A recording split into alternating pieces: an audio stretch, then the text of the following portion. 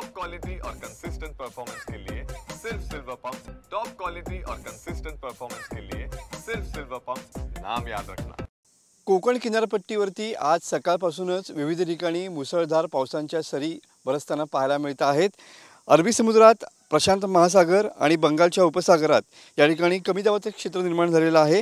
त्यामुळे अरबी समुद्रात देखील चक्रीय वाऱ्यांची स्थिती या ठिकाणी निर्माण झालेली पाहायला मिळते आहे।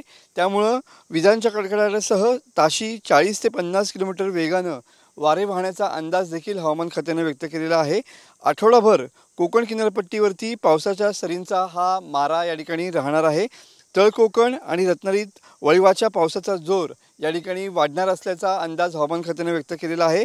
तर अरबी समुद्रातील वारे गुजरातच्या दिशेने या ठिकाणी सक्रिय आहेत। त्यामुळे चक्रीय वाऱ्यांचे मार्गक्रमण या ठिकाणी कोकण किनारपट्टीवरनं होताना पाहायला मिळणार आहे। त्यामुळे हा आठवडा पावसाचाच असेल असा अंदाज हवामान खात्याने व्यक्त केलेला आहे।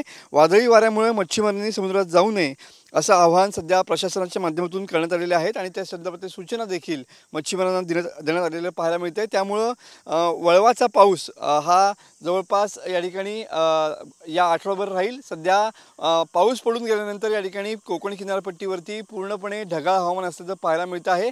ज्या पद्धतीमध्ये काळे ढग हे पावसाळ्यात दाटून येतात त्याच पद्धतीनं सध्या मोठ्या प्रमाणात काळ्या ढगांची दाटीवाटी ही कोकण किनारपट्टीवरील भागात या ठिकाणी पाहायला मिळते आहे। मात्र अरबी समुद्रात निर्माण झालेल्या कमी दाबाच्या पट्ट्यामुळे येत्या आठवडाभर कोकण किनारपट्टीवरती मुसळधार ते अतिमुसळधार पावसाची शक्यता हवामान खात्याने वर्तवलेली पाहायला मिळते।